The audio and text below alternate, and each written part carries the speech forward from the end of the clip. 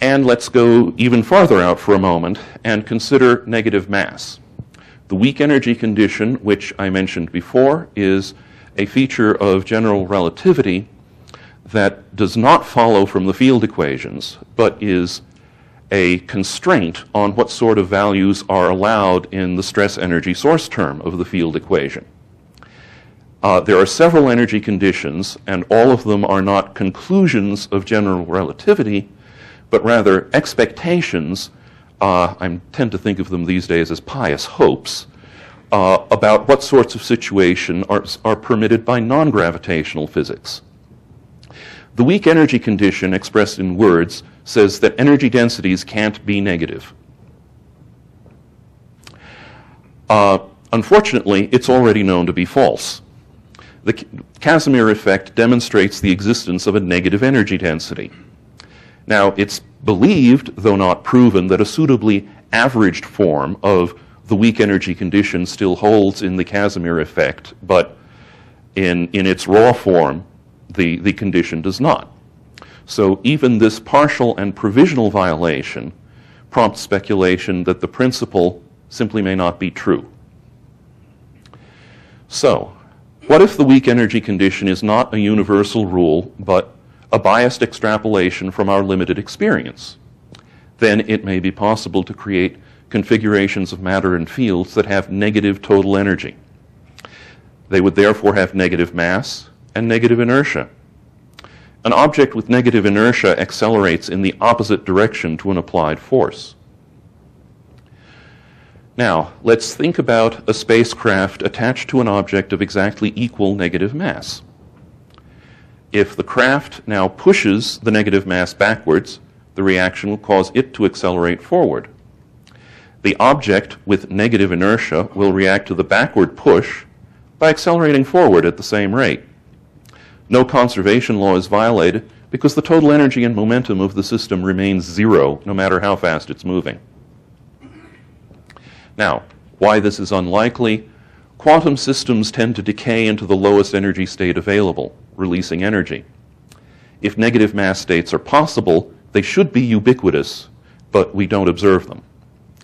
The negative energy density of the Casimir vacuum isn't a violation of this statement of non-observation because it is only stable under boundary conditions that embody much higher positive energy densities, so the system as a whole requires positive energy to construct. So, an overview of the theory. I hope I'm on time here. Current space propulsion systems have very limited capabilities. Better technology can improve this, but any rocket-type drive will be limited by conservation laws. Alternatives to the rocket that are also bound by these laws have unsatisfactory features, but there are valid theoretical reasons for suspecting that these conservation laws may not actually hold, or it may at least allow apparent local violations.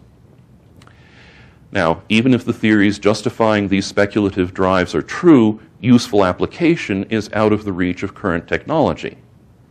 Now, I find it interesting that several of these drives can be improved just with advances in material science rather than more exotic technologies. Some of them may be testable or nearly to the point of being testable with space-based experiments. And that's the end of my talk.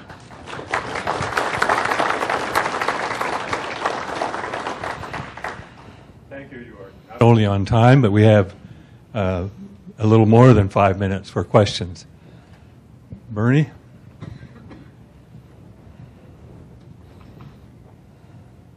Just a quick question, York. Could you elaborate on the infrared catastrophe you mentioned? I didn't catch what that was about. Okay, the infrared catastrophe is basically because there is a state in which a new tachyon can be created without any expenditure of energies. When you study the Feynman diagrams for potential tachyonic interactions, you basically find an infinite cross-section for emitting tachyons in a certain state. This leads to something like a direct vacuum hypothesis where the cosmos should already be full of tachyons in a certain state of motion. And of course, because we don't actually have a good theory for tachyon interactions, we don't know what exactly that universe would look like, but we don't think we're living in it. Oh, it's called infrared because it involves dropping to zero energy. It's in contrast to the gene's ultraviolet catastrophe.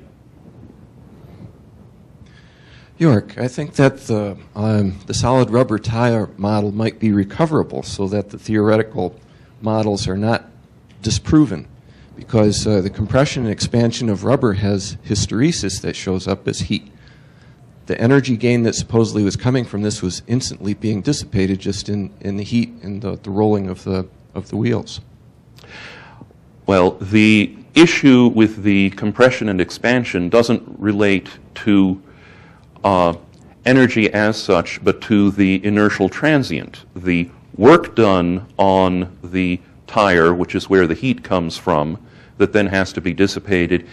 Yes, that's changing the energy density, but that is many orders of magnitude smaller than the change in the mass density created by the compression of the rubber. Therefore, at best, that becomes a minuscule correction. Now, it's entirely possible that there are other considerations in the theory that avert this difficulty, but as it stands, the equation as written seems to be making a very odd prediction. What if things are not continuous?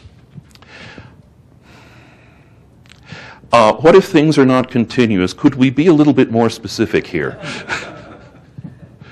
What if space and time are discrete?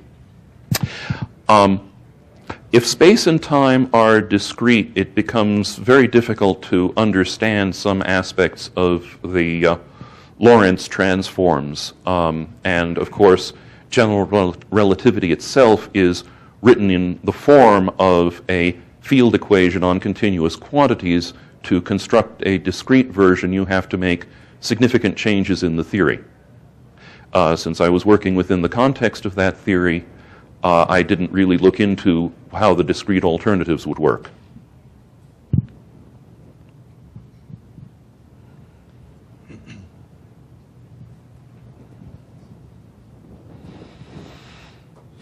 York, I can't speak with authority on this, but I worked for a company that made closures for vials of injectable drugs, and they typically were composed of a molded rubber stopper and an aluminum cap that held the stopper in place. And my colleagues in the rubber division of that company insisted that rubber is not compressible. It's like an elastic, incompressible liquid. I've never proved it myself, but it might be something to consider. Strictly speaking, there is no such thing as an incompressible material. Every material has a Young's modulus. None of them has yet shown up with one of infinite value. Therefore, when you apply pressure to things, you can compress them to some extent. One more question. Yeah, York, maybe we can clarify that. When it comes to compressing things, you use the bulk modulus, and you probably want to compress it from all directions, like put it in a pressure chamber. But if you squeeze it in one direction, it can squeeze out in another direction. And I think that maybe that's what he's referring to, in which case, if you push the tire down in one direction, it can squeeze out in another direction without necessarily compressing. Maybe that's what he's saying. That might very well be a process that is happening, and I would expect it to be happening, but in a solid rubber tire under lateral compression, the rubber to either side of the compressing force has to be contributing something to holding it in place and creating an actual density increase, or else it would rip free from the underlying wheel. Okay, thank you very much, York. And with lunchtime.